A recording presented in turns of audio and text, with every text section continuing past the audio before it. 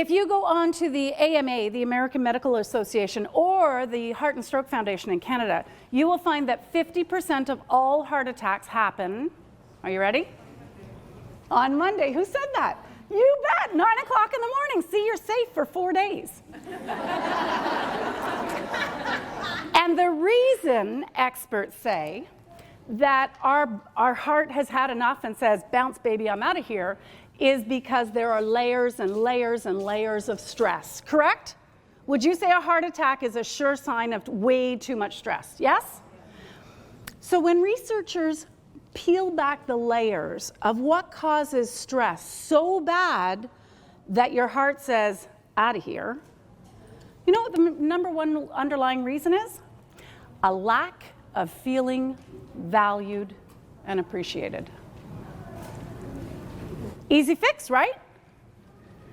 But it's not so easy for women, is it?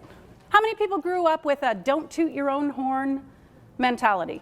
Yeah, and I had to change that. So I have 3 kids, 33, 30, and breathe with me, please, 15. And I have to tell you that my parenting skills have changed over 18 years. Now I say, toot your horn the loudest, because ain't nobody gonna toot it louder, right? But if you didn't grow up that way, that's a very hard lesson to learn. And here's why it's critical. In personal life and in business, if you're not sold on you, you're not gonna sell anybody else on you. Does that make sense? You have to be sold on you first, or you won't. You have to appreciate self, or you won't be able to sell anybody on your ideas, your values, your solutions, your challenges, your needs, your resources, whatever the case may be.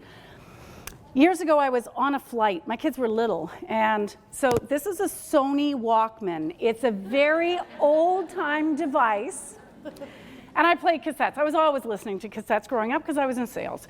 And one of the cassette sets that I brought with me was Dr. Elaine Weiss, and she spoke about the psychology of self-esteem. Now, I don't remember what was on 11 and a half of those sides.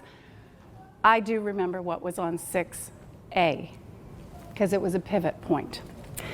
Earphones on, I'm in my seat, and she said, you cannot raise the level of self-esteem of your children any higher than your own. You cannot raise, I'm happy to, you cannot raise the level of self-esteem of our children any higher than our own. How many women in the room have children or other people's children who feel like their children? All right. And would you agree that they are the center of your life? Yeah. Most moms would say they give up life for their children, right? So imagine how I felt thinking, I'm the weak link. If I don't work on my stuff, I can't help them be all that they can be. So that was my pivot point to start working on me. Well, here's the deal. It's really hard for us to do that. I started many years ago. I've been corporate training for the last 10 years, and without fail, I'd have a mixed room of about 80 to 100 people, and I would say, here's an exercise. Before you can appreciate your employees, you need to appreciate you and your skills. Take out a piece of paper and write down the reasons why you rock. Inevitably, in a group of 80 to 100 people, I had at least 3 people in the room, eyes welled up with tears, looking at me like, please help me escape. And they were always women. And I have to tell you, that hurts my heart.